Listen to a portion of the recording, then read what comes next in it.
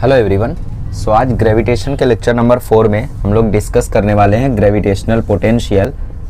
ठीक है, और ग्रेविटेशनल पोटेंशियल और ग्रेविटेशनल फील्ड के बीच में क्या रिलेशन है उसको भी हम लोग डिस्कस करेंगे। ठीक है, मतलब ग्रेविटेशनल फील्ड और ग्रेविटेशनल पोटेंशियल एक दूसरे से रिलेटेड क्वांटिटीज़ हैं, तो उसको हम लोग लास्ट में डिस्कस करेंगे।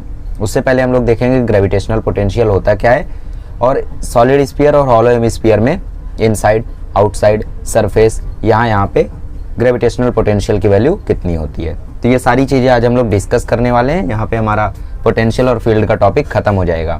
ठीक है, फिर बचेंगे हमारे केपलर के लॉज और फिर सैटेलाइट्स का थोड़ा सा पार्ट है, मोशन ऑफ सैटेलाइट्स पे। ठीक है, और फिर बचेगा एस्केप वेलोसिटी और लास्ट टॉपिक फिर हम लोगों का रह जाएगा। ठीक है, सो आज हम लोग ग्रेविटेशनल पोटेंशियल डिस्कस करेंगे और फिर अगले वीडियो में हम लोग बाइंडिंग एनर्जी डिस्कस करेंगे, मतलब ग्रेविटेशनल पोटेंशियल एनर्जी डिस्कस करेंगे। सो लिव इट, डिस्कस तो करते रहेंगे। तो आप लोग जानते हो कि potential energy is not defined. आपको मैंने ऑलरेडी बताया वर्क पावर एनर्जी के वीडियो में कि पोटेंशियल एनर्जी डिफाइंड ही नहीं है। तो हम क्या करते हैं, तो हम किसी एक पॉइंट को लेते हैं जिसको हम लोग रेफरेंस पॉइंट मानते हैं और बोलते हैं इस रेफरेंस पॉइंट पे पोटेंशियल एनर्जी 0 है। तो बताओ ये पॉइंट ए है, यहाँ पे पोटेंशियल एनर्जी कितनी होगी। तो हम क्या करते हैं, इस पॉइंट का पोटेंशियल और इस पॉइंट का पोटेंशियल, दोनों के पोटेंशियल को माइनस करते हैं, डिफरेंस निकालते हैं, और ये जो डिफरेंस आता है उसी को हम बोलते हैं ए का पोटेंशियल है। जैसे लेंथ बोल दो, क्या लेंथ डिफाइंड है? Length is not defined. हम मान लेते हैं कि एक पॉइंट 0 है। जैसे आपको अभी बोर्ड मेजर करना है, जैसे मतलब मैं बोल दूं कि मेरे बोर्ड की साइज आपको मेजर करनी है, तो यहाँ पे आप अपना स्केल रखोगे, फिर बोलोगे 15 सेंटीमीटर। मैं बोलूँगा क्यों, तो आप बोलोगे स्केल पे यहाँ 0 है। मतलब आप ये बोर्ड 15 सेंटीमीटर का नहीं है, आपने डिफरेंस निकाला 15 माइनस 0। जैसे अभी 1 सेंटीमीटर पीछे चला गया तो आप बोलोगे 1 सेंटीमीटर पीछे ये 14 सेंटीमीटर है। कैसे निकाला? 15 माइनस 1। तो जैसे लेंथ डिफाइंड नहीं है, लेंथ के लिए हम लोग एक पॉइंट पे 0 मान लेते हैं, एक को हम लोग रेफरेंस फ्रेम मतलब रेफरेंस पॉइंट मान लेते हैं, वैसे ही पोटेंशियल एनर्जी भी है, इट इज नॉट डिफाइंड। तो हम लोग मान लेते हैं कि यार एक पॉइंट पे पोटेंशियल एनर्जी 0 है और फिर दूसरे पॉइंट से उसका डिफरेंस निकाल लेते हैं और फिर बोल देते हैं वही हमारी पोटेंशियल एनर्जी। इतना सब करना ही क्यों है पता नहीं, फालतू में करवाते रहते हैं। देखो, जैसे हमारे पास यहाँ पे एक पॉइंट ए है और यहाँ पे हमारे पास एक पॉइंट बी है। पोटेंशियल एनर्जी हम लोग नहीं पढ़ रहे, हम लोग पढ़ रहे potential difference, change in potential energy. और ये चीज सेम टू सेम आपको इलेक्ट्रोस्टैटिक्स में भी आएगी, सेम टू सेम एकदम। ठीक है, so we are studying change in potential energy, change in potential energy. तो हम पढ़ रहे हैं डेल्टा वी के बारे में। पोटेंशियल डिफरेंस को हम लोग वी से रिप्रेजेंट करते हैं, तो हम लोग डेल्टा वी से पढ़ रहे हैं। डेल्टा वी इक्वल होता है minus of work done. Delta we equal होता है माइनस ऑफ वर्क डन की। ये चीजें मैंने आपको बताई है, बट ग्रेविटेशन के केस में ऐसा नहीं होता है। ग्रेविटेशन के केस में हम लोग एक पॉइंट मास लेकर आते हैं। लेट्स से हमारे पास यहाँ पे एक पॉइंट मास m है, इसको मैं फर्दर आपको बताता हूँ, लिव इट। पॉइंट मास हमारे पास m है। हम क्या करते हैं, हम इस पॉइंट मास m को यहाँ से उठा के यहाँ पे लाते हैं। ठीक है, और जब ये पॉइंट मास यहाँ आता है तो यहाँ से आते समय पॉइंट मास m पर कितना वर्क हुआ, पॉइंट मास m पर कितना वर्क हुआ by any external force is the potential energy. नहीं समझ में आया? देखो, चेंज इन पोटेंशियल मतलब VB माइनस VA, ये इक्वल होता है work done by external force by from bringing mass m from B to A divided by that mass m is defined as potential difference. समझा? नहीं समझा? कोई दिक्कत नहीं है। VB माइनस VA क्या है? पोटेंशियल डिफरेंस है। मैंने बोला पोटेंशियल डिफरेंस किसके इक्वल होता है? क्या करेंगे हम लोग, यहाँ पे एक पॉइंट मास रखेंगे। इस पॉइंट मास को बहुत ही स्लोली क्यों? क्योंकि हमें पूरे रास्ते में काइनेटिक एनर्जी को कंजर्व रखना है। चेंज इन काइनेटिक एनर्जी 0 होना चाहिए। ठीक है, ये केस बहुत इंपॉर्टेंट है, अच्छे से याद रख लो। चेंज इन काइनेटिक एनर्जी 0 होना चाहिए, इसलिए हम इसको बहुत ही स्लोली लेकर आएंगे, वरना फिर वेलोसिटी इंक्रीज होगी और फिर काइनेटिक एनर्जी आ जाएगी। और मास तो ऑलरेडी वो पॉइंट मास है, हाफ mv² होता है काइनेटिक एनर्जी, तो मास तो ऑलरेडी पॉइंट मास है, वेलोसिटी उसकी ज्यादा है नहीं, मतलब बहुत ही स्लोली हम उसको लेकर आ रहे, तो बहुत ही टाइम लगेगा। तो काइनेटिक एनर्जी चेंज कांस्टेंट रहता है यहाँ पे। ठीक है, काइनेटिक एनर्जी को हम लोग कोशिश करते हैं कांस्टेंट रहे यहाँ पे। ठीक है, तो मास m को यहाँ से यहाँ लाने में जितना वर्क डन करना पड़ता है, मास m को एक पॉइंट से दूसरे पॉइंट तक लाने में जितना वर्क डन करना पड़ता है, divided by that mass m, जिस मास m को लेकर आ रहे हैं, divided by that mass m is defined as potential energy, gravitational potential. समझा? अब तो आइडिया आया होगा थोड़ा सा। ठीक है, हमने मान लिया कि B पे पोटेंशियल 0 है। तो ए पे कितना पोटेंशियल है, तो बी पे मास एम को रखो, मास एम को यहाँ से उठा के लेकर आओ, यहाँ से उठा के यहाँ लाने में जितना काम करना पड़ा उस काम को डिवाइड कर दो मास एम से, आपको मिल जाएगा पोटेंशियल डिफरेंस। ठीक है, so this is the concept. But ये तो आप लोगों को नॉर्मल कंसेप्ट समझ में आया। अब ग्रेविटेशनल पोटेंशियल में हुआ क्या है यहाँ पे कि रेफरेंस पॉइंट कहाँ को माना गया। अभी जैसे मैंने आपको बोला, जब मैं न्यूमेरिकल वगैरह कराता था तो मैं मान लेता था कि यहाँ पे रेफरेंस पॉइंट है, यहाँ पे पोटेंशियल एनर्जी 0 होगी, यहाँ से बॉल आ रही है। बहुत सारे ऐसे क्वेश्चंस मैंने आपको कराए हैं। ठीक है, सो यहाँ पे रेफरेंस पॉइंट हम मानते हैं इन्फिनिटी को, रेफरेंस पॉइंट इज इन्फिनिटी, और इन्फिनिटी पे हम मानते हैं कि हमारा जो पोटेंशियल है वो 0 है, potential difference sorry potential energy is 0। Potential energy infinity पे हम 0 मान लेते हैं, मतलब बी कहाँ होगा, बी होगा इन्फिनिटी पे, ए जहाँ भी हो। तो मास एम को हम लोग बी पे रखेंगे, उठा के बहुत ही स्लोली वेरी स्लोली क्यों, ताकि काइनेटिक एनर्जी चेंज ना हो। वेरी स्लोली हम इसको उठा के पॉइंट ए पर लाएंगे और यहाँ से यहाँ लाने में जितना काम हमें करना पड़ा उसको डिवाइड कर देंगे मास एम से और हमें मिल जाएगा। तो उसको उठा के जब आप लोग ए पर लाओगे तो आपको मिल जाएगा पोटेंशियल एनर्जी। ठीक है, देखो इसको कैसे लिखेंगे, इन्फिनिटी वाले पॉइंट को V A minus V B is equals to work done from B to A upon mass M. अब वी बी 0 हो जाएगा क्योंकि बी कहाँ है, इन्फिनिटी पर, और इन्फिनिटी पर हमने पोटेंशियल को 0 मान लिया है। So V A is equals to हो जाएगा work done in moving mass M from B to A per unit mass. ठीक है, ये होगा हम लोगों का वी ए, इसका यूनिट होता है जूल पर केजी। ठीक है, अभी आप लोग को फॉर्मूला नहीं पता है, मतलब अभी आप लोगों को पता नहीं है ग्रेविटेशनल पोटेंशियल का फॉर्मूला, भी हम लोग डिराइव करेंगे, उसका टेंशन आप लोग मत लो। बेसिक इतना है कि इन्फिनिटी पे हम मान लेते हैं पोटेंशियल 0 है, और जिसका पोटेंशियल हमें निकालना है जिस पॉइंट का, उस पॉइंट तक हम एक मास लेकर आते हैं इन्फिनिटी से। असली में ऐसा नहीं करते क्योंकि स्लोली ला रहे हो और वो भी इन्फिनिटी से ला रहे हो, जमाना लग जाएगा। बट कंसेप्ट बता रहा हूँ कि हम लोग वहां से लेकर आते हैं स्लोली ताकि काइनेटिक एनर्जी चेंज ना हो, और लाते समय जितना वर्क डन हमें करना पड़ता है उसी को हम बोलते हैं ग्रेविटेशनल पोटेंशियल पर यूनिट मास से डिवाइड करके। ठीक है, इतना तो समझ में आ रहा है। बट यहाँ पे वर्क डन का एक और कंसेप्ट है, चलो बताता हूँ। ठीक है, ठीक है, जैसे हमारे पास सपोज यहाँ पे पॉइंट ए है और यहाँ इन्फिनिटी पे पॉइंट बी है, और यहाँ पे रखा हुआ एक छोटा सा मास जिसका मास टेंडिंग टू 0 है, और हमें निकालना है पोटेंशियल एट पॉइंट ए। सो हम क्या करेंगे, हम देखेंगे वर्क डन इन्फिनिटी से ए तक लाते समय जो वर्क डन किया हमने, ठीक है, पर यूनिट मास, उसी को हम लोग क्या बोलेंगे, पोटेंशियल ऑफ ए। अब देखो इसको यहां से लेकर आना है, तो यहां पे हमें वर्क डन कितना करना होगा। आप लोग जानते हो कि यहां पे हमें वर्क डन करने की कोई ज़रूरत नहीं है, बस छोटी सी फोर्स लगा देंगे, 0.00001 न्यूटन की फोर्स लगा देंगे। इतनी कम क्यों, इतनी कम इसलिए क्योंकि यहाँ पे हमें इसको बहुत ही स्लोली मूव कराना है। यहाँ पे फ्रिक्शन नहीं है, कुछ भी नहीं है, एयर रेजिस्टेंस कुछ नहीं है, वैक्यूम है। ठीक है, स्पेस है, तो स्पेस में आप लोग एक बार ऐसे क्लिक करोगे फिर वो चला जाएगा। ठीक है, तो यहाँ पे हमने 0.00001 न्यूटन का फोर्स लगा दिया, तो ये बहुत ही स्लोली पॉइंट ए तक चला जाएगा। ठीक है, सो यहाँ पे पोटेंशियल वी ए कितना होगा, वी ए होगा 0।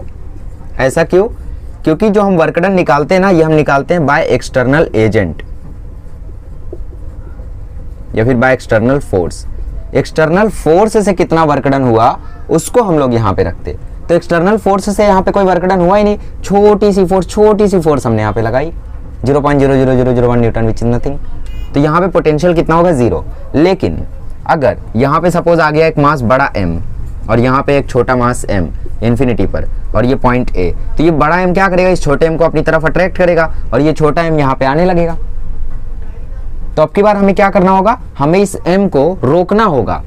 क्यों रोकना होगा, ताकि एक्सेलरेशन इसका बढ़े ना, क्योंकि जैसे जैसे मास m इसको अट्रैक्ट करेगा उसका एक्सेलरेशन बढ़ेगा, और उसका एक्सेलरेशन बढ़ेगा तो वो इसके बहुत ही करीब आने लगेगा, और बहुत ही करीब आने लगेगा तो फिर एक्सेलरेशन बढ़ जाएगा, और फिर काइनेटिक एनर्जी कांस्टेंट नहीं रहेगी, तो हमें पोटेंशियल पता नहीं चलेगा। तो हम क्या करेंगे, हम पीछे लगाएंगे एक फोर्स, कोई एक एक्सटर्नल फोर्स लगाएंगे जो इसके ग्रेविटेशनल फोर्स के इक्वल हो, है ना। ग्रेविटेशनल फोर्स से पुल कर रही है मास m इसको, तो हम एक्सटर्नल फोर्स लगाएंगे जो कि ग्रेविटेशनल फोर्स के इक्वल हो, या फिर थोड़ी सी ज्यादा हो, ताकि इसको रोक ले जाए, या फिर बहुत ही स्लो कर दे, भागने ना दे। जैसे आप किसी के साथ जा रहे हो और सामने वाला बंदा बहुत ही तेजी से भागने लग रहा है, तो उसको आप पकड़ोगे, तो वही काम हम यहाँ कर रहे हैं, वहां से हम भागने लग रहा है, हम इसको पकड़ रहे हैं। क्यों भाग रहे हैं? क्योंकि उसको ग्रेविटेशनल फोर्स से m खींच रहा है। जैसे आपके दोस्त को कोई और दोस्त बुला लिया और वो भागने लगा तो आप उसको पकड़ोगे, राइट। तो वही चीज हम लोग यहाँ पे भी करेंगे। तो ये वाला फोर्स जो लगा, इस फोर्स की वजह से जो वर्क डन होगा उसको हम रखते हैं इस फॉर्मूले में और हमें मिल जाता है आंसर। ओके, सो यहाँ पे हम लोग पोटेंशियल निकालेंगे तो पोटेंशियल आएगा V at A is equal to minus GM/R। R क्या है? R वो डिस्टेंस है जहां तक का हमें पोटेंशियल चाहिए, ठीक है। लेट से हमें यहां तक का पोटेंशियल चाहिए तो ये R की वैल्यू हो गई, राइट। सो फिलहाल आप लोग फॉर्मूला याद कर लो, बाकी इसका प्रूफ अभी मैं दिखाता हूँ, ठीक है। हमें क्या करना है, हमें इस मास m को a तक लेकर आना है, लेकिन m तो अपने आप ही आया जा रहा है, एक्सेलरेशन बढ़ते ही जा रहा है इस मास m की वजह से। तो हम फोर्स लगा देंगे, एक्सटर्नल फोर्स, जो कि इसको रोक कर रखेगी, और इस फोर्स से कितना वर्क डन हुआ वो निकाल लेंगे, डिवाइड कर देंगे मास m से और हमारा आंसर आ जाएगा, ठीक है। अब हम लोग इसको करते हैं अपने तरीके से, जो कि हमारा मेथड है, मतलब प्रूफ करने का कि VA is equal to minus GM/R क्यों आएगा। माइनस क्यों आया? क्योंकि फोर्स उधर लग रही है, डिस्प्लेसमेंट इधर हो रहा है, तो नेगेटिव तो आएगा ही ना, वेक्टर क्वांटिटी है ना क्या, फोर्स, इसीलिए, ठीक है। और डिस्प्लेसमेंट भी, तो डिस्प्लेसमेंट यहाँ, फोर्स वहाँ, तो ये नेगेटिव आया। अच्छा, पोटेंशियल क्या है? पोटेंशियल एनर्जी है स्केलर क्वांटिटी, और इसको डायरेक्टली आप लोग ऐड सब्ट्रैक्ट कर सकते हो। एक मास का, दूसरे मास का, तीसरे मास का अगर आपको पोटेंशियल डिफरेंस मिल गया, उनको डायरेक्टली आप लोग ऐड कर सकते हो टोटल पोटेंशियल निकालने के लिए, ठीक है। समझ में आया? चलो आगे बढ़ते हैं और इसका प्रूफ देखते हैं। चलिए, सो डेरिवेशन देखते हैं अब।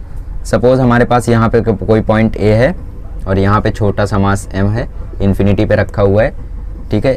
r डिस्टेंस दूर एक बड़ा मास m रखा हुआ है, और हम लोगों को निकालना है पोटेंशियल इस मास m को यहाँ तक लाने में कितना हुआ, ठीक है। सो पोटेंशियल निकालने के लिए हम लोग फॉर्मूला तो जानते हैं, VA is equal to work done by external force per unit mass, ठीक है। कहाँ से कहाँ तक? इन्फिनिटी से A तक, ठीक है। ये तो हम लोग जानते हैं। करते हैं फिर इसको, ये कैपिटल M है, कैपिटल M स्मॉल m थोड़ा ध्यान से बनाया करो, मैं नहीं बना पाता हूँ, आप लोग ध्यान से बनाओ, ठीक है। सो वर्क डन क्या होता है? वर्क डन होता है फोर्स इंटू डिस्प्लेसमेंट, इंटीग्रेशन के फॉर्म में F.dr, ठीक है। फोर्स कितना लग रहा है यहाँ पे? फोर्स लग रहा है Gm1 m2 upon r square, right.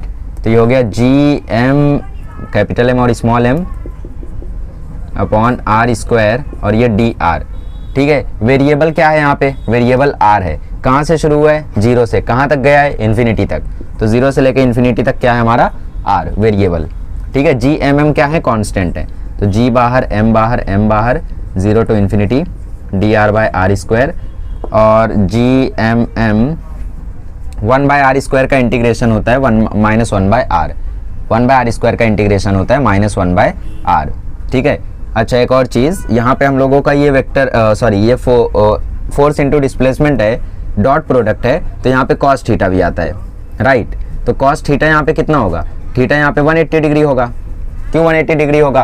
क्योंकि फोर्स मतलब ग्रेविटेशनल फोर्स यहाँ लग रहा है, हम लोग एक्सटर्नल फोर्स यहाँ लगा रहे, पर डिस्प्लेसमेंट कहाँ हो रहा है? डिस्प्लेसमेंट तो आगे ही हो रहा है, मतलब सीधा ही समझ लो, ऐसे लग रहा है ना ग्रेविटेशनल फोर्स, और एक्सटर्नल फोर्स हम ऐसे लगा रहे, डिस्प्लेसमेंट कहाँ हो रहा है? डिस्प्लेसमेंट आगे ही हो रहा है, तो फोर्स वहाँ, डिस्प्लेसमेंट यहाँ, तो यहाँ पे 180 डिग्री का एंगल बन रहा है, तो cos 180, तो माइनस आएगा, तो माइनस गया बाहर, 1 अपॉन r स्क्वायर का इंटीग्रेशन आता है, ये हो गया r की पावर -2, r की पावर -2 का इंटीग्रेशन होगा r की पावर -2 + 1 अपॉन -2 + 1, तो ये आ जाएगा r की पावर -1 अपॉन -1, तो ये आ जाएगा -1 अपॉन r, माइनस यहाँ r की पावर -1 मतलब r नीचे जाएगा, तो -1 अपॉन r, रट के रखने का ऐसे कुछ इंटीग्रेशंस, ठीक है। सो बेटर रहेगा। सो -1 बाय r आ गया, वैल्यू पुट कर दो 0 टू इन्फिनिटी, ठीक है, और ये माइनस चलता चला जाएगा, तो -Gmm ये आ जाएगा -1 बाय इन्फिनिटी माइनस -1 बाय 0 हैं। अरे गजब, 0 कैसे हो गया? अरे 0 नहीं, r से इन्फिनिटी ना, मैं भी क्या कर रहा हूँ, r से इन्फिनिटी जा रहे हैं हम लोग, ठीक है। ये पॉइंट, ये डिस्टेंस r है, r से इन्फिनिटी हम लोग जा रहे हैं, सो सॉरी ओके। सो हम लोग r से इन्फिनिटी जा रहे हैं, ये डिस्टेंस r से इन्फिनिटी तक हम लोगों को जाना है। पॉइंट A पर हमें पोटेंशियल चाहिए ना, तो पॉइंट A की डिस्टेंस कितनी है? r, कहाँ से? इन्फिनिटी से, ठीक है। इन्फिनिटी से मतलब r से हम लोग इन्फिनिटी जा रहे हैं, तो r से इन्फिनिटी रहेगी लिमिट, r से इन्फिनिटी, ओके। से आ जाएगा -Gmm, अब 1 बाय इन्फिनिटी आप लोग जानते हो 0 होगा, माइनस प्लस 1 बाय r होगा, 0 + 1 बाय r 1 बाय r ही रह जाएगा, तो Gmm अपॉन r आ गया हमारा पोटेंशियल एनर्जी। नहीं नहीं नहीं नहीं नहीं, ये आया हमारा वर्क डन। ठीक है, पोटेंशियल निकालने के लिए क्या करेंगे, वर्क डन को डिवाइड कर देंगे मास m से, तो minus G M M upon R into M, M M cancel, so we at ए आ गया minus G M by R. समझ में आया? ये होता है फॉर्मूला पोटेंशियल एनर्जी का। पोटेंशियल एनर्जी तो बोल रहे हैं, बट बेसिकली हमने क्या किया, इन्फिनिटी पे पोटेंशियल एनर्जी को जीरो माना है और ए तक का डिफरेंस निकाल दिया है, तो हमें मिल गया जी एम बाय आर। कैसे निकाला हम लोगों ने, वर्क का फॉर्मूला लगाया, F D R, F dot D R cos 180 हुआ, क्योंकि फोर्स आगे, फोर्स पीछे था, डिस्प्लेसमेंट आगे हो रहा था तो माइनस आ गया, तो वहाँ पे आगे चल के हमने इंटीग्रेट किया, वैल्यू पुट की, आर से इन्फिनिटी इसकी लिमिट थी क्योंकि ये डिस्टेंस आर है और ये इन्फिनिटी, आर से इन्फिनिटी तक हम लोगों ने सॉल्व किया, तो वी एट ए मिल गया हम लोगों को minus G M by R. ये पॉइंट पर पोटेंशियल हमें कितना मिल गया, minus G M by R. अब ये स्केलर क्वांटिटी है तो इसको डायरेक्टली आप लोग एड सब्ट्रैक्ट कर सकते हो। समझ में आया डेरिवेशन? चलो आगे बढ़ते हैं। चलिए क्वेश्चन कर लेते हैं अब, वही सेम टाइप का क्वेश्चन जो हम हर बार करते हैं। मास एम, मास एम, मास एम, ये तीनों मासेज रखे हुए हैं, अब तक तो जान चुके रहोगे। इक्विलेटरल ट्रायंगल पर सेंटर पे what is the total potential, total potential या फिर टोटेंशियल, टो प्लस पोटेंशियल, टोटेंशियल, ठीक है, एट सेंटर ऑफ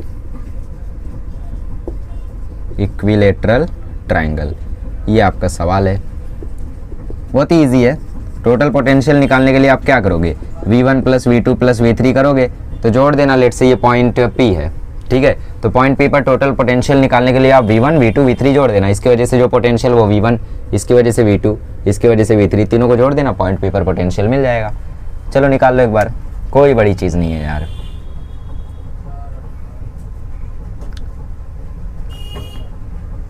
आया? चलो ठीक है, मैं करता हूँ। देखो सेंटर है तो यहाँ से हम लोग एक लाइन ज्वाइन करते हैं जो कि होगा R। ये डिस्टेंस क्या होगी, R। R क्या है, R वो डिस्टेंस है जो मास से लेके उस पॉइंट तक की है जहाँ का हमें पोटेंशियल चाहिए। जैसे अभी हम लोगों ने देखो मास M रखा था और आगे R रखा था, तो यहाँ पे हमें पोटेंशियल चाहिए था पॉइंट P का, तो यहाँ पे पोटेंशियल हमें चाहिए तो उस डिस्टेंस को हम बोलते हैं R। M से वो डिस्टेंस जहाँ का हमें पोटेंशियल चाहिए उसको हम लोग R बोलते हैं। तो ये हमें R मिल गया। ओके, 60 डिग्री था तो अब ये 30 डिग्री हो गया।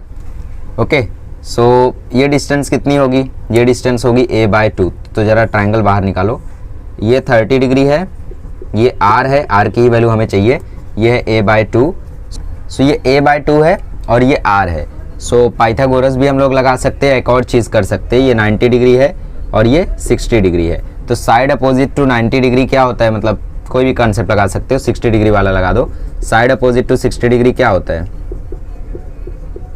√3/2 इंटू हाइपो, हाइपो ही हमें पता करना है और साइड अपोजिट टू 60 डिग्री की वैल्यू है a/2। So a/2 is equals to √3/2 into hypo की वैल्यू कितनी है, हाइपोटेनस r है, ठीक है। सो देखो 2 कैंसिल हो गया, सो r की वैल्यू आ गई a/√3। कोई भी कंसेप्ट आप लोग लगा सकते हो, कंपोनेंट्स भी कर सकते हो। सो r की वैल्यू हमें मिल गई। फॉर्मूला क्या था, v is equals to minus G M by R. r की वैल्यू तो हमें मिल गई, कितनी है भाई, a/√3। √3 को ऊपर भेजो, से आ जाएगा माइनस √3 GM बाय a। अब देखो तीनों मासेस सेम है, तो क्या तीनों सेम पोटेंशियल क्रिएट करेंगे, यस। तो टोटल पोटेंशियल के लिए आप क्या करो, 3v कर दो, सो ये आ जाएगा 3√3 GM बाय a माइनस में। अच्छा देखो पोटेंशियल एनर्जी हमेशा माइनस में आ रही है, ऐसा क्यों, क्योंकि हम सभी बाइंडेड हैं अर्थ से, ठीक है। पोटेंशियल हमेशा माइनस आता है, ग्रेविटेशनल पोटेंशियल हमेशा माइनस आता है क्योंकि हम लोग बाइंडेड हैं इससे। जैसे देखो इलेक्ट्रॉन की एनर्जी माइनस आ रही थी, माइनस आ रही थी, मैक्सिमम टू मैक्सिमम उसकी वैल्यू 0 हो रही थी, प्लस नहीं हो रही थी, माइनस आ रही थी, माइनस आ रही थी, माइनस आ रही थी, क्योंकि वो न्यूक्लियस से बाइंडेड था, ठीक है। सो ये भी हमेशा नेगेटिव आता है, ये भी पॉइंट आप लोग याद रख सकते हो कि gravitational potential always comes out to be negative, ठीक है। सो टोटल पोटेंशियल हो गया माइनस 3√3 GM बाय a। चलो एक और क्वेश्चन करते हैं, मतलब इसी फॉर्मूले को थोड़ा सा आगे बढ़ाते हैं। कौन से फॉर्मूले को, वो वाले। चलिए सो एक क्वेश्चन देता हूँ, उससे कंसेप्ट को थोड़ा सा हम लोग आगे बढ़ाते हैं। हमारे पास यहाँ पे एक मास m है, कैपिटल मास, मतलब बड़ा मास, और यहाँ पे भी एक मास m है और यहाँ पे भी एक मास m है। ये डिस्टेंस पे रखा हुआ है x डिस्टेंस पे और ये भी रखा हुआ है x डिस्टेंस पे, और ये पॉइंट A है और ये पॉइंट B है। हमें इस मास m को उठा के मास दूसरे एम मतलब पॉइंट बी पर लेकर जाना है। सो कितना वर्क डन हमें करना होगा, ठीक है। What is the work done in moving mass M from A to B very slowly, मतलब ए से बी तक हम लोग लेकर जा रहे हैं और बहुत ही स्लोली लेकर जा रहे हैं, ठीक है। सो कितना वर्क डन हमें यहाँ पे करना होगा। ओके, एक और कंडीशन दी रहती है कि मास एम बहुत ही कुछ ज़्यादा ही छोटा हो गया, ठीक है। सो बहुत ही ज़्यादा छोटा रहता है मास एम से। ऐसा क्यों किया जाता है कि मास एम को बहुत ही ज़्यादा छोटा रखा जाता है? जैसे देखो ग्रेविटेशनल फील्ड में भी हमने मास एम को बहुत ही ज़्यादा छोटा रखा था, पॉइंट मास माना था, इसलिए ताकि ये कहीं खुद का फील्ड ना बना ले। और यहाँ पे भी ऐसा होता है कि ये खुद का पोटेंशियल ना बना ले, ठीक है। मतलब इसका भी तो कुछ पोटेंशियल हो जाएगा फिर, अगर इसका मास ज़्यादा हो गया तो, इसके वजह से, ठीक है। सो पॉइंट ए से पॉइंट बी तक हमें लेकर जाना है, बहुत ही स्लोली लेकर जाना है।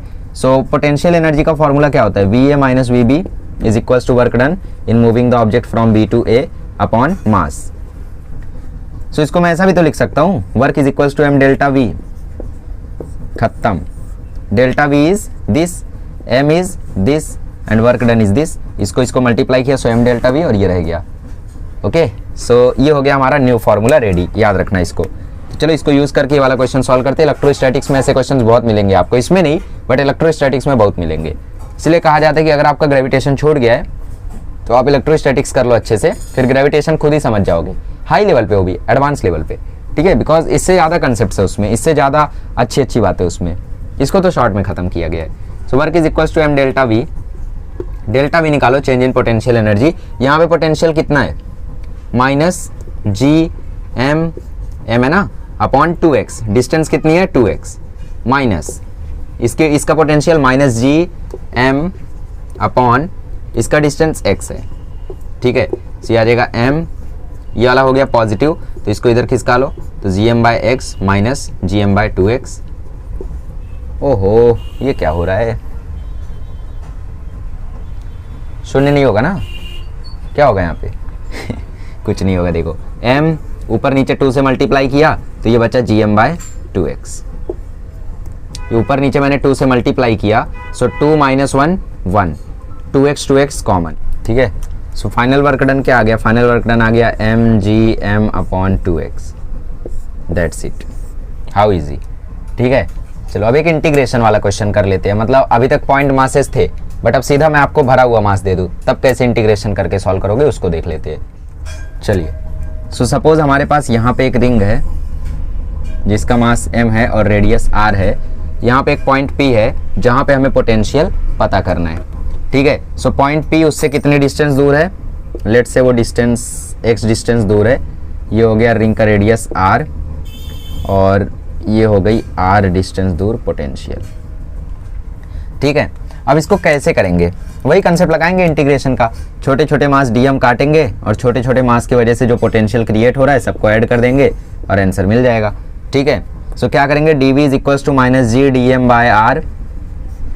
अच्छा, r की वैल्यू क्या होगी यहाँ पे? ये हमारा r है। सो ऑब्वियस सी बात है, यहाँ पे पाइथागोरस थ्योरम लगाओगे तो r की वैल्यू होगी R square plus x square, ठीक है। सो इंटीग्रेशन करेंगे हम लोग यहाँ पे यहाँ तक, कहाँ से कहाँ तक? लिमिट्स क्या रहेंगी यहाँ पे? लिमिट्स आपकी रहेंगी यहाँ पे कुछ नहीं, ठीक है। dv क्या आ जाएगा? dv आ जाएगा v at point p, g constant है, r root under root R square plus x square, ये भी कांस्टेंट है। फिर इंटीग्रेशन किसका करना है? dm का। dm का इंटीग्रेशन क्या होगा? m। सो vp देखो सीधा सीधा आ गया minus G M upon R square plus x square, ठीक है।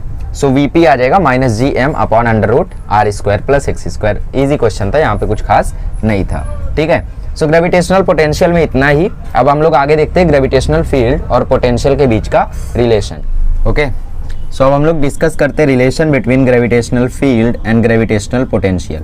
रिलेशन डिस्कस करना इसलिए ज़रूरी है क्योंकि अगर आपको ग्रेविटेशनल पोटेंशियल की वैल्यूज़ को जानना है कि इतनी वैल्यू कैसे आई, इतनी वैल्यू कैसे आई, तो वहाँ के लिए आपको डेरिवेशन में यही चीज़ काम आएगी।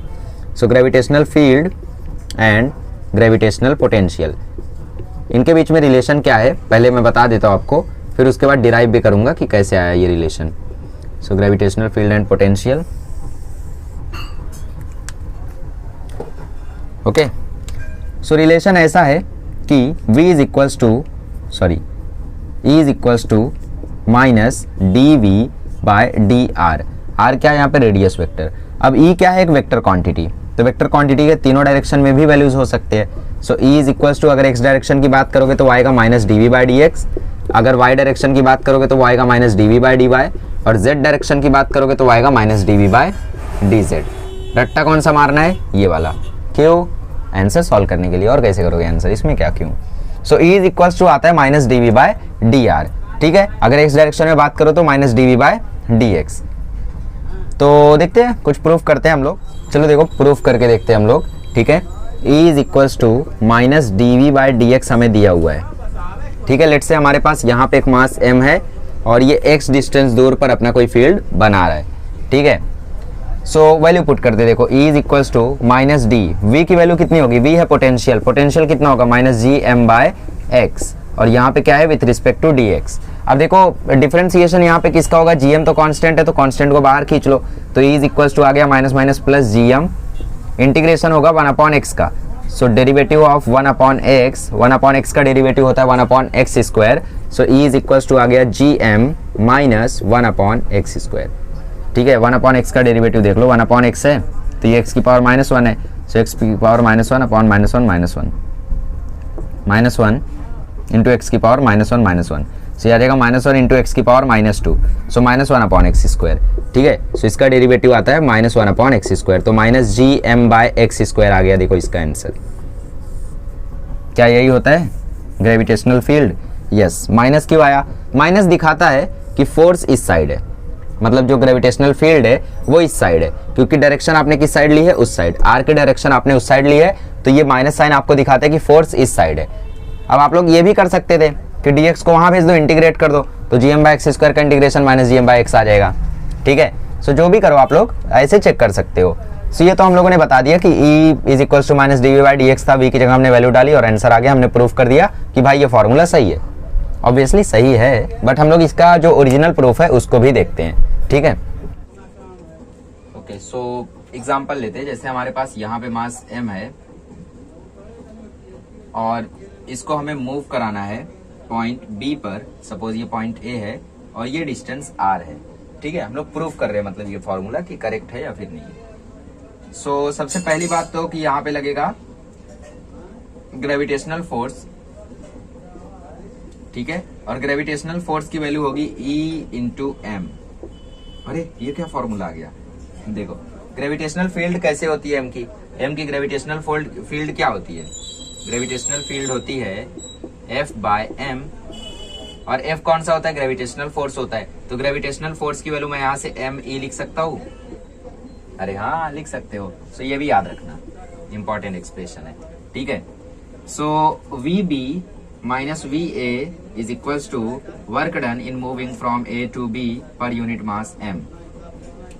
Work done from A to B कितना होगा? Force into displacement. डिस्प्लेसमेंट कितना करना होगा? R।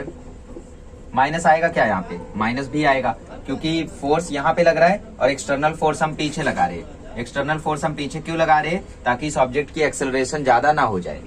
इस ऑब्जेक्ट का अगर एक्सेलरेशन ज्यादा हो गया तो वहां पे हम लोगों को काइनेटिक एनर्जी चेंज हो जाएगी, और काइनेटिक एनर्जी चेंज हो गई तो फिर पोटेंशियल को हम लोग डिफाइन नहीं कर पाएंगे। पोटेंशियल का कंडीशन है कि काइनेटिक एनर्जी चेंज नहीं होनी चाहिए, बहुत ही स्लोली मूव करना है। तो स्लोली मूव करने के लिए एफ एक्सटर्नल रिक्वायर्ड है, तो माइनस आया। नीचे m है, m कैंसल, सो VB माइनस VA क्या आ गया? VB माइनस VA आ गया माइनस E R। ठीक है, सपोज ये B और ये A दोनों ही एक दूसरे के काफी क्लोज हैं, तो VB माइनस VA में चेंज कितना होगा? मतलब जैसे आप यहाँ पे खड़े हो 5 सेंटीमीटर दूर और आपका दोस्त सामने खड़ा है 5.5 सेंटीमीटर दूर, तो आपके बीच में देखो चेंज कितना है? आपके बीच में डिफरेंस कितना है? बहुत कम। तो मतलब VB माइनस VA, अगर ये दोनों पॉइंट को मैं साथ में कर दूं तो इनके बीच में चेंज कितना होगा? बहुत कम। तो मैं DV लिख सकता हूँ, और ये जो डिस्टेंस है वो भी फिर बहुत कम होगा, क्योंकि अगर ये पास में आ गए बहुत तो डिस्टेंस भी बहुत कम होगा। C होगा माइनस E और ये R होगा DR। सो E क्या आ जाएगा? ये आ जाएगा dV बाय dr। अरे माइनस कहाँ गया? रह गया।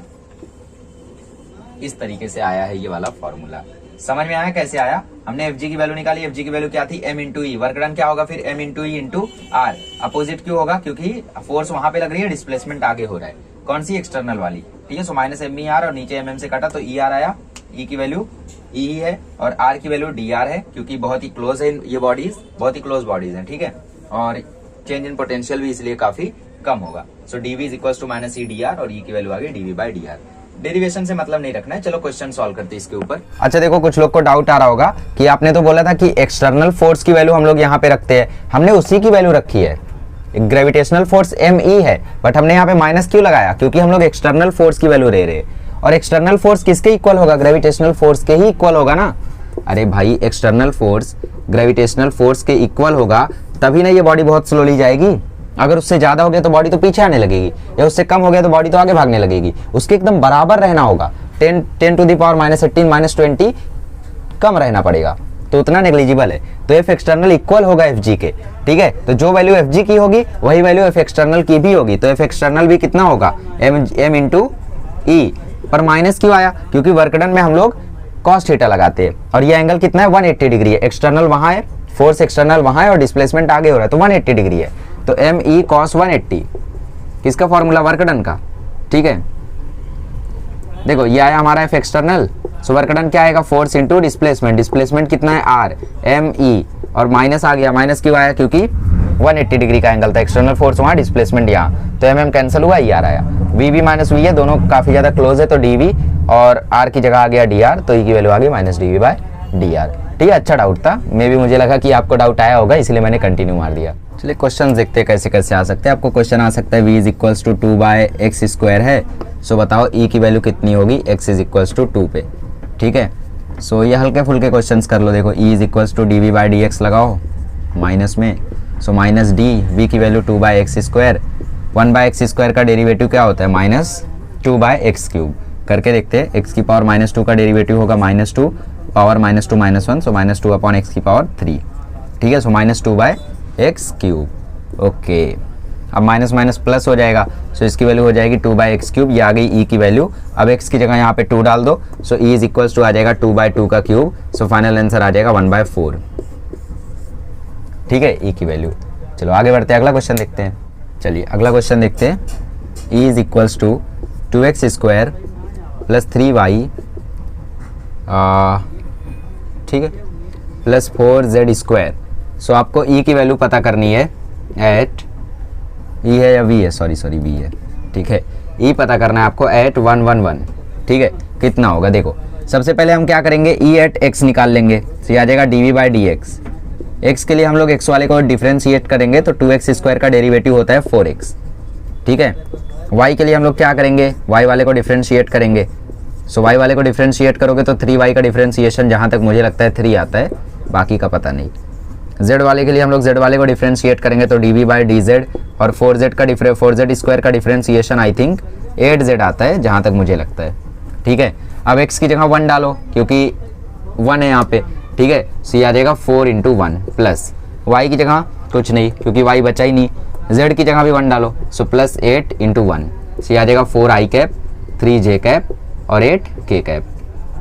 मैग्नीट्यूड निकालने बोल दिया तो मैग्नीट्यूड भी निकाल दो, 4 square plus 3 square plus 8 square, 16 plus 9 plus 64, 64 और 25 होता है 89, दैट्स इट, ठीक है। सो ऐसे बहुत सारे क्वेश्चंस आपको आ सकते हैं। एक और क्वेश्चन करा देता हूँ, देखो, ठीक है। ये मैग्नीट्यूड है और ये इसका जनरल आंसर है ई का, ठीक है। समझ में आया? क्या करिए हम लोग, x वाले को डिफ्रेंशिएट किया अलग से, y वाले को अलग से, z वाले को अलग से, हमें जो वैल्यू मिली उसमें e की वैल्यू डाल दी। x पर 1 था 1 डाल दिया, y पर 1 था y बचा ही नहीं तो 3 लिख दिया, z पर 1 था तो z की जगह 1 डाल दिया। अब अगर 113 होता तो z की जगह 3 डालते, तब इधर 24k आता, तब इधर 24 का स्क्वायर आता, तब इधर 576 आता, तब इधर आंसर 601 आता। चलिए आगे बढ़ते हैं। चलिए इसके बाद एक और क्वेश्चन कराता हूँ, सेकंड लास्ट क्वेश्चन है ये, फिर हम लोग अपना टॉपिक शुरू करेंगे जो कि इंपॉर्टेंट टॉपिक है जिसके लिए हमने ये फॉर्मूला सीखा, that is gravitational potential in hollow and solid hemisphere, solid sphere. So v is equals to X square Y square z दिया है, so D V by D X निकालेंगे for e at x minus में। So ये value क्या आएगी, X square Y Z का derivative क्या होगा, यहाँ पे वाई जेड तो कांस्टेंट है, ये पार्शियल डिफरेंशिएशन होता है, ठीक है। सो यहाँ पे वाई जेड कॉन्स्टेंट रहेगा तो हम लोगों ने इसको बाहर निकाल दिया, एक्स स्क्वायर का डेरिवेटिव आ गया 2x, E at Y D V by D A Y, ठीक है। सो ये आ जाएगा x square Y Z upon D Y, Y का डेरिवेटिव 1 और बाकी x square Z constant. E at Z is equals to D V by D Z. अब यहाँ पे एक्स स्क्वायर और वाई कॉन्स्टेंट, डेरिवेटिव किसका, जेड का, जेड का डेरिवेटिव 1 और बाकी एक्स स्क्वायर वाई कॉन्स्टेंट। पूछा कहाँ है 1 2 3 पे, तो एक्स की जगह 1 डालो तो 2, वाई की जगह 2 डालो, 2 2 जा 4 और जेड की जगह 3 डालो तो 12 आई कैप, ठीक है। एक्स की जगह 1 डालो 1, वाई की जगह कुछ नहीं डाल सकते, जेड की जगह 3 तो 3 जे कैप। एक्स की जगह 1 डालो 1, वाई की जगह 2 डालो तो 2 के कैप। तो इसका आंसर आएगा 12 आई कैप प्लस 3 जे कैप प्लस 2 के कैप, ठीक है। चलिए आगे बढ़ते हैं और फाइनल क्वेश्चन करते हैं। चलिए E इज इक्वल्स टू, ठीक है, 6 by x square, find V at x is equals to 6 when V at infinity is equals to 0। अब यहाँ पे क्या करना है, फॉर्मूला लिखो पहले, E is equals to minus D V by D x, x दिया ना तो x वाला लो। So E D x is equals to minus D we.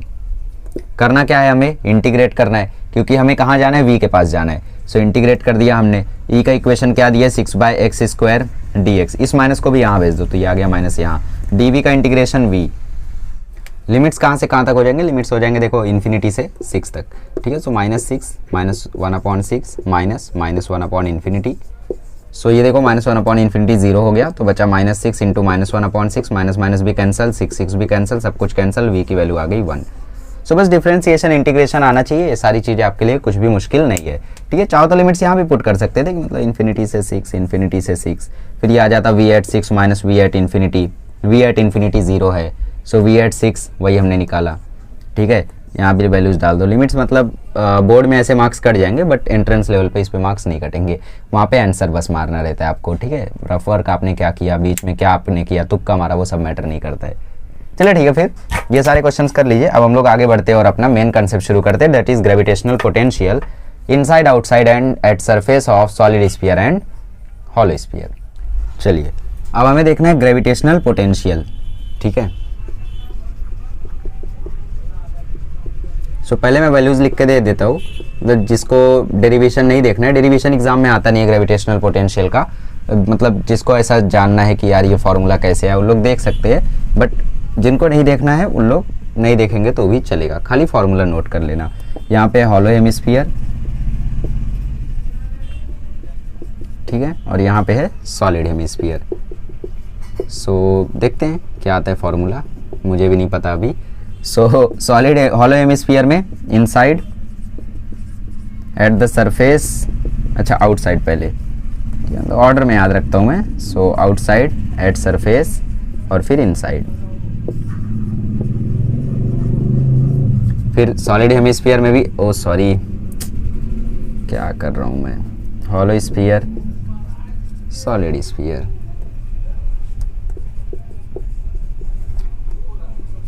Outside at the surface और फिर इनसाइड। ओके, सो यहाँ पे V की वैल्यू होती है -gm/r, V is equals to -gm/r। यहाँ पे भी V की वैल्यू होती है -gm/r, यहाँ पे भी V की वैल्यू होती है -gm/r। वाह, हर जगह तो -gm/r ही है। यस, सॉलिड स्फीयर में भी आउटसाइड में होती है -gm/r, एट द सरफेस भी होती है -gm/r, इनसाइड क्या होती होगी, यहाँ पे आएगा ओके थोड़ा सा नीचे कर लेते हैं, -gm/r³ 3/2r² -1/2r²। ओके, ये होता है इनसाइड द सॉलिड स्फीयर। सो ये हमारा gravitational potential at different places. Hollow sphere है तो यहाँ पे -gm/r -gm/r -gm/r, आउटसाइड है तो ऑब्वियस सी बात है छोटा वाला r, बाकी जगह पे बड़ा वाला r। फील्ड क्या होता था, देखो फील्ड भी अगर लिखना चाहते हो तो यहीं पर लिख लो, एक ही ट्री डायग्राम में दोनों काम हो जाएंगे। फील्ड होती थी gm/r², gm/r², gm बाय यहाँ पे 0, ठीक है। यहाँ पे क्या होता था, चलो ठीक है वाला लिख लेना नीचे, मतलब थोड़ी सी हेल्प ही हो जाएगी क्योंकि एक साथ फिर आपका पूरा फ्लो चार्ट रेडी हो जाएगा, ठीक है। So minus G M by R minus G M by R minus G M by R, outside at surface दोनों का सेम होता है, सॉलिड का भी और हॉलो का भी, इनसाइड में अलग होता है। यहाँ पे होता है minus G M by R, hollow में, सॉलिड में केस चेंज हो जाता है। सॉलिड में आ जाता है minus G M by R cube 3/2 R square capital वाला, फिर माइनस 1/2 छोटा वाला आर स्क्वायर। अब कैसे आया ये फॉर्मूला देखना पड़ेगा वो, ठीक है। इसको आप लोग थोड़ा सा समराइज करके भी चाहो तो लिख सकते हो, 3r square minus R square upon 2, denominator same है ना, तो इसको ऐसा भी आप लोग लिख सकते हो। चलिए, सो फॉर्मूले याद हो गए। अब जिसका दिमाग खराब हो रहा था वो लोग वीडियो लीव कर सकते हैं। चलिए हम लोग अब डेरिवेशंस करते हैं। चलिए बात करते हैं at outside the solid hollow sphere, outside the hollow sphere, ठीक है। सो अभी तक आप लोग इतना तो जान चुके हो कि E इज इक्वल्स टू होता है minus D V by D R, so ये हो जाएगा E D R is equals to minus D V, ये भी जान चुके रहोगे। यहाँ पे एक हॉलो स्फीयर है जहाँ पे ये वैल्यू R है, ये वैल्यू R है, ये रेडियस है, ये डिस्टेंस है जहाँ तक का हमें पोटेंशियल निकालना है। लेट से V एट इन्फिनिटी 0 है, यहाँ पे कोई एक पॉइंट है जहाँ पे इन्फिनिटी है और वहाँ पे पोटेंशियल 0 है, ठीक है। सो E का वैल्यू क्या होगा, E का वैल्यू होगा minus G M by R square, right. बस करना क्या है, इसको यहाँ पे डालो, आंसर निकालो, ठीक है। सो ये माइनस को यहाँ कर दो तो minus E D R is equals to D V, दोनों साइड इंटीग्रेट कर दो, कहाँ से कहाँ तक, इन्फिनिटी से p तक। सो इन्फिनिटी से p, इन्फिनिटी से p, okay. So D V का इंटीग्रेशन आ जाएगा v इन्फिनिटी टू p, और e माइनस ऑलरेडी है यहाँ पे, और यहाँ पे एक और माइनस आ रहा है, तो ये हो जाएगा plus G M by R square D R, कहाँ से कहाँ तक, इन्फिनिटी से लेके p तक। जी एम को बाहर निकाल लो, अंदर बचा 1 by R square D R, कहाँ से कहाँ तक, इन्फिनिटी से p तक। सो ये हो गया V at P minus V at infinity, V at infinity 0 होता है, हम लोगों को पता है ना, वी एट इन्फिनिटी हमने 0 माना है। सो 1 बाय आर स्क्वायर का इंटीग्रेशन होता है माइनस 1 बाय आर, अब इन्फिनिटी से r, ठीक है, इन्फिनिटी से p ही बोल दो, ये हो गया वी एट पी, सी हो गया जी एम, यहाँ पे पहले डालेंगे माइनस 1 अपॉन आर, फिर माइनस माइनस 1 अपॉन इन्फिनिटी, सो ये आ जाएगा वी एट पी, ये हो गया, देखो पूरी क्वांटिटी हो गई 0, तो बच्चा क्या, minus G M by R is equals to V at P, ठीक है। मतलब आउटसाइड द हॉलो स्फीयर क्या होता है, ये होता है minus G M by R, ठीक है। तो करना कुछ भी नहीं है, बस E की वैल्यू निकालो, इंटीग्रेशन में डालो, लिमिट अप्लाई करो, आंसर आ जाएगा, कुछ करना ही नहीं है। चलो देखो अभी एट सरफेस वाला खुद से ट्राई करो, ठीक है। एट सरफेस की बात करते हैं अब, देखो एट सरफेस और आउटसाइड, हॉलो और सॉलिड, दोनों के लिए डेरिवेशन सेम रहने वाला है। तो अब मैं बस सरफेस वाला कराऊंगा और फिर इनसाइड वाला कराऊंगा। So at surface of the hollow hemisphere, of the hollow hemisphere, hollow sphere, sphere sphere, कल का इलेक्ट्रिक फील्ड चालू था ग्रेविटेशनल फील्ड की जगह, और आज हेमिस्फीयर चालू है स्फीयर की जगह, ठीक है। हॉलो स्फीयर है और सरफेस पर हमें निकालना है, ये है R, लेट से ये पॉइंट है P, ठीक है, एक पॉइंट है इन्फिनिटी जहाँ से हमें निकालना है इसकी वैल्यू। सो यहाँ पे हम लोग जानते हैं E की वैल्यू होती है minus G M by R square, so ये होगा E is equals to minus D V by D R, so ये हो जाएगा E D R is equals to minus D V, so ये हो जाएगा minus E D R is equals to D V, integrate कर दो कहाँ से कहाँ तक, इन्फिनिटी से P तक, ठीक है। सो ये आ जाएगा V इन्फिनिटी से P, और R की वैल्यू, R की वैल्यू इन्फिनिटी पे इन्फिनिटी है और R की वैल्यू पॉइंट P पे R है, ठीक है। सो लिमिट चेंज हो जाएगी, इन्फिनिटी से P की जगह इन्फिनिटी से R आ जाएगा। क्यों आया, क्योंकि R की वैल्यू इन्फिनिटी पे इन्फिनिटी है और R की वैल्यू P पे R है, ठीक है। इसके लिए E की वैल्यू क्या है, G M by R square, यहाँ पे माइनस था, यहाँ से माइनस आया, प्लस हो गया, और ये डी आर, ये हो गया V P minus we infinity, ठीक है। जी एम को बाहर कर लो, सी हो गया जी एम बाहर, 1 by R square D R is equals to V P minus 0, V at infinity 0, 1 by R square का इंटीग्रेशन माइनस 1 अपॉन आर, कहाँ से कहाँ तक, इन्फिनिटी से आर तक, ठीक है, इन्फिनिटी से आर, छोटा आर नहीं बड़ा आर लेंगे क्योंकि यही तो रेडियस है, ठीक है, और ये वीपी। अब देखो आर डालोगे तो ये आर ही रहेगा और इन्फिनिटी डालोगे तो 0 हो जाएगा, तो हमारा आंसर आ गया minus G M by R is equals to VP. Same to same derivation होगा सॉलिड स्फीयर का सरफेस के लिए और सॉलिड स्फीयर के आउटसाइड के लिए। चेंज कहाँ पे आएगा, चेंज आएगा इनसाइड के लिए सॉलिड के और हॉलो के, दोनों के लिए चेंज आएगा। तो अगला हम देखते हैं इनसाइड द हॉलो स्फीयर, उसको, और फिर इनसाइड द सॉलिड स्फीयर। चलो अब देखते हैं एट द, मतलब inside the hollow sphere, inside the hollow sphere, इसको देखते हैं ध्यान से। अब देखो हमारे पास यहाँ पे एक हॉलो स्फीयर है, लेट से हमारे पास कोई पॉइंट है यहाँ पे P, और ये कोई पॉइंट है A, और ये डिस्टेंस है R, और ये डिस्टेंस है कैपिटल R, ठीक है। सो हमें ये कंपेयर करना है, हमें पता करना है कि यहाँ पे V कितना होगा एट P। कैसे करेंगे? आपको इतना तो पता है कि E जो होता है वो इनसाइड में होता है 0, किसके लिए? हॉलो स्फीयर के लिए, नॉट फॉर सॉलिड। सॉलिड के लिए होता है GMR upon R cube minus GMR upon R cube. तो इसके लिए E इनसाइड 0 होता है। करते integration, E is equal to minus dV by D R.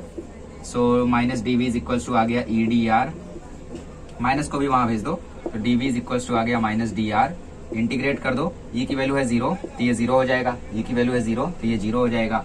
So dV का इंटीग्रेशन करना कहां से कहां तक है? क्या हमें इन्फिनिटी से करना है या फिर कहीं और से करना है? यहाँ पे हमें इन्फिनिटी से नहीं करना है। क्यों? क्योंकि ये आ गया बीच में स्फीयर। जब भी कोई एक लेयर या कोई बॉडी आ जाए रास्ते में, तो उसके सरफेस के पॉइंट को हम लोग रेफरेंस पॉइंट मानेंगे और उसके रिस्पेक्ट में दूसरे वाले को कंपेयर करेंगे, ठीक है। सो इन्फिनिटी वाले को हम लोग यहाँ पे नहीं ले सकते क्योंकि ये डिसकंटिन्यूअस सिस्टम हो गया। अभी तक इन्फिनिटी से यहाँ तक पूरा खुला था, जब आउटसाइड के लिए देखा तो पूरा रास्ता खुला था, सरफेस के लिए देखा पूरा रास्ता खुला था, बट अभी ये लेयर आ रही है बीच में, स्फीयर का पॉइंट आ रहा है, सरफेस का पॉइंट आ रहा है, तो हम लोग यहाँ पे इन्फिनिटी को कंसीडर नहीं करेंगे। तो हम लेंगे पॉइंट ए से पॉइंट पी तक। सो डीवी का इंटीग्रेशन करेंगे पॉइंट ए से पॉइंट पी तक। सो ये हो गया वी पॉइंट ए से पॉइंट पी तक इज इक्वल टू 0। सो ये आ जाएगा V at P minus V at A is equal to 0, मतलब V at P is equal to V at ए आ जाएगा। तो वी एट ए कितना होगा? अरे ए कहाँ पे है? सरफेस पे है। सरफेस पे कितना होता है? Minus G M by R ना, तो minus G M by R इस तरीके से आता है। आया मजा?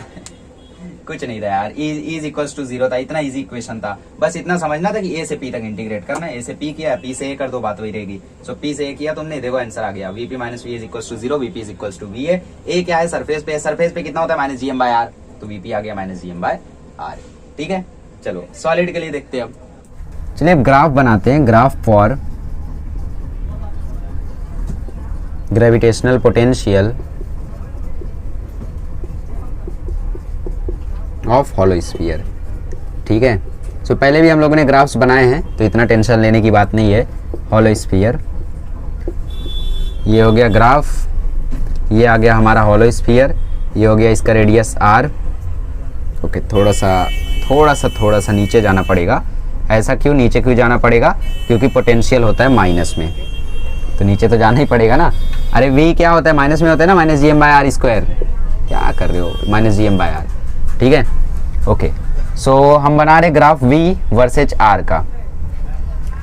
देखो ये पॉइंट वो पॉइंट है जब इनसाइड की कहानी थी, और ये पॉइंट वो पॉइंट है जब सरफेस की कहानी आई, और ये सारे वो पॉइंट्स है जब आउटसाइड की कहानी आई, ठीक है। इनसाइड और सरफेस तक v कांस्टेंट था। देखो इनसाइड में v की वैल्यू आई थी minus G M by R, और सरफेस पे भी v की वैल्यू आई थी minus G M by R, मतलब ये कांस्टेंट था। तो लेट्स से ये कांस्टेंट ऐसे रहा होगा, सरफेस तक, इनसाइड से लेके सरफेस तक ये कांस्टेंट था। फिर हो गया v is equal to minus G M by R, outside में जाती वैल्यू हो गई r। अब जैसे जैसे r बढ़ेगा वैसे वैसे v घटेगा, मतलब आगे जैसे जैसे r बढ़ रहा है वैसे वैसे v घट रहा है। तो इसका ग्राफ ऐसा आता है, और एक पॉइंट इन्फिनिटी आएगा जहां पे इसकी वैल्यू हो जाएगी 0। ग्राफ समझा अच्छे से? नीचे से क्यों आया? क्योंकि नेगेटिव है। एग्जाम में आपको ग्राफ पहचानने आ सकता है, ठीक है। सो graph for gravitational potential of hollow sphere v versus r का कैसे रहा? इनसाइड और सरफेस तक जी एम बाय आर था, कांस्टेंट था, तो कांस्टेंट रहा। फिर जी एम बाय छोटा r हो गया, छोटा r जैसे जैसे बढ़ेगा वैसे वैसे v घटेगा। तो देखो r बढ़ रहा है, v घट रहा है, r बढ़ रहा है, v घट रहा है, एक पॉइंट आएगा 0 हो जाएगा। कौन सा पॉइंट? इन्फिनिटी वाला, ठीक है। चलिए, सो आई होप आपको ये ग्राफ समझा होगा।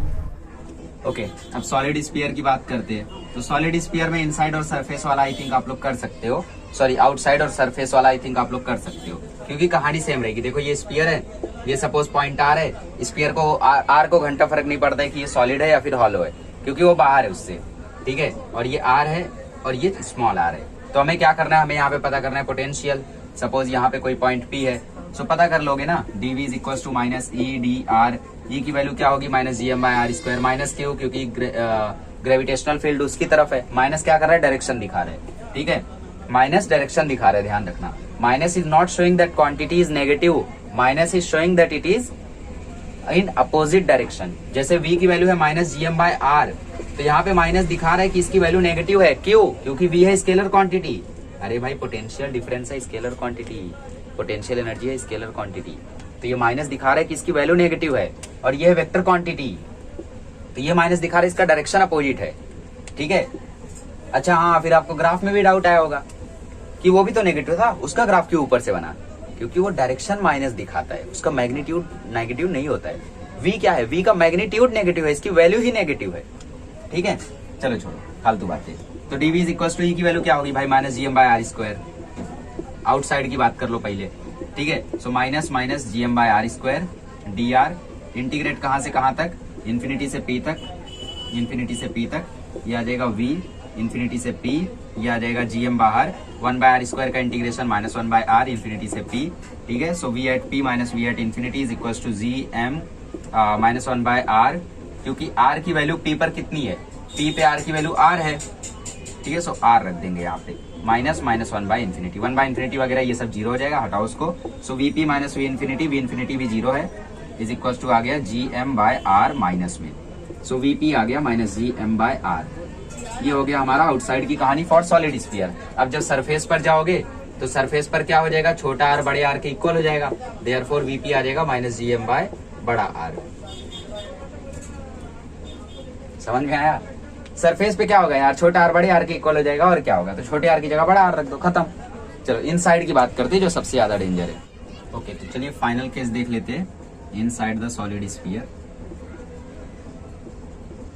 और फिर ग्राफ बना के हम लोग केस को एंड करेंगे, मतलब वीडियो को एंड करेंगे।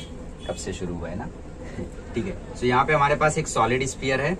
फिर से हमारे पास यहाँ पे कोई पॉइंट A है, यहाँ पे कोई पॉइंट P है, ये डिस्टेंस है R, ये डिस्टेंस है अगेन R। और अगर आपको याद हो तो E for solid sphere is minus G M R upon R cube, ये होता है। ठीक है, सो इंटीग्रेट कर दो ना, क्या दिक्कत है? करते हैं। E इज इक्वल टू होता है minus D V by D R. So E D R is equal to minus D V. So D V आ गया माइनस ई डी आर। अब इंटीग्रेट कर दो, कहां से कहां तक? A से लेके P तक, A से लेके P तक। सी हो गया dv का इंटीग्रेशन v, कहां से कहां तक? A से P तक। माइनस बाहर नहीं आएगा, वहां पे माइनस ऑलरेडी है ना, तो ये माइनस माइनस मिलके प्लस हो गया। ये आ जाएगा G M R upon R cube D R. G M by R cube constant है, रेडियस तो कॉन्स्टेंट रहेगा। ठीक है, तो ये आ गया V P minus V A is equal to G M upon R cube, अंदर बचा आर डी आर। आर की वैल्यू ए पे कितनी है? आर की वैल्यू ए पे है कैपिटल आर। यहाँ पे ए पे आर की वैल्यू कैपिटल आर है, और आर की वैल्यू पी पे कितनी है? पी पे आर की वैल्यू आर है। ठीक है, so R R R D R का इंटीग्रेशन क्या होगा? So V P minus V A is equal to G M by R cube. R D R का इंटीग्रेशन होगा आर स्क्वायर बाय 2, आर से लेके आर तक।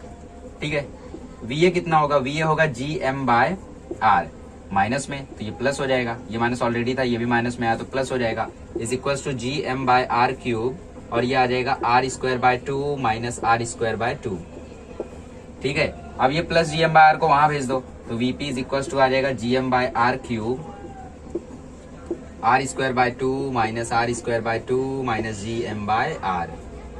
ठीक है, अब G M by R cube यहां से कॉमन ले लो, तो मैं इसको रफ कर दूं। सो मैंने रफ कर दिया इसको, क्षमा याचना।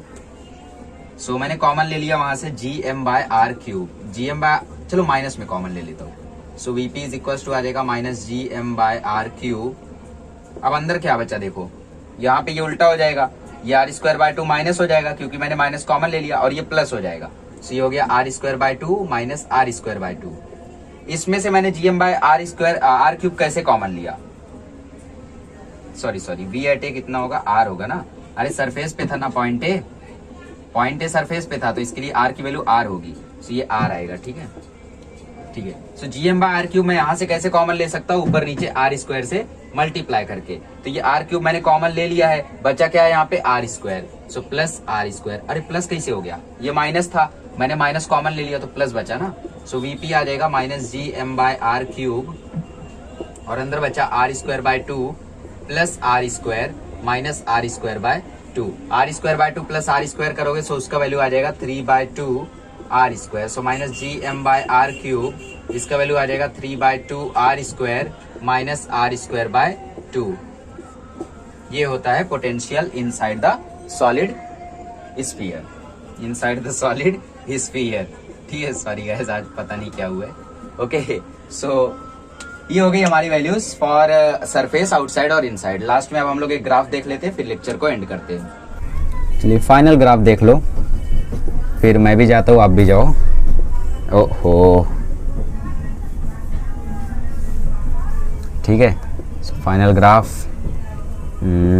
ओके, सो ये हमारा सॉलिड स्फीयर, ये हो गया आर, ये हो गया पॉइंट इनसाइड, और ये हो गया point V not. V not मतलब सेंटर पे, सेंटर पे कितनी होगी इसकी वैल्यू, सेंटर पे छोटे आर की वैल्यू 0 होगी, सेंटर पे छोटे आर की वैल्यू 0 होगी। सो ये होता है minus G M by R cube 3/2 R square minus 1/2 R square. ठीक है, सो ये 0 हो जाएगा, सो ये आर स्क्वायर से क्यूब कैंसिल हो जाएगा, सो आ जाएगा minus G M by R into 3/2। ठीक है, so minus 3/2 G M by R आ जाता है ये सेंटर पे। फिर ये वो पॉइंट है इनसाइड पे, मतलब थोड़ा सा आगे निकले आप लोग, तो सेंटर से जैसे जैसे आप लोग थोड़ा सा आगे जाओगे, ओके, सो ये आ गए हम लोग आर पे, सरफेस पे। सरफेस पे वी की वैल्यू कितनी होती है, minus G M by R. जब आर की वैल्यू 0, मतलब जब हम लोग सेंटर पे थे स्फीयर के, सेंटर पे थे स्फीयर के, मतलब आर की वैल्यू 0, आर की वैल्यू जब हमने 0 डाली तो वहां पे देखो आ गया 3/2 जी एम बाय आर। ठीक है, फिर आगे गए हम लोग तो थोड़ा सा वैल्यू घटी, एक्चुअली आपको लग रहा है बड़ी है, पर क्योंकि हम लोग नेगेटिव साइड में है, उल्टे वर्ल्ड में, तो बढ़ना मतलब घटना। फिर उसके बाद क्या हुआ, उसके बाद जैसे जैसे हम लोग आगे जा रहे हैं वैसे वैसे वैल्यू और घट रही है, मतलब यहाँ से और बढ़ रही है। कैसे, v इज इक्वल टू हो जाएगा minus G M by R. तो यहाँ से देखो आर बढ़ रहा है, हम किसका ग्राफ बना रहे हैं, v वर्सेज आर का, तो जैसे जैसे आर बढ़ रहा है वैसे वैसे v की वैल्यू घट रही है। ठीक है, और नेगेटिव में घटने का मतलब बढ़ना। ठीक है, सो ये देखो ग्राफ ये ऐसा कुछ बनता है, पंखी जैसा, ऐसा।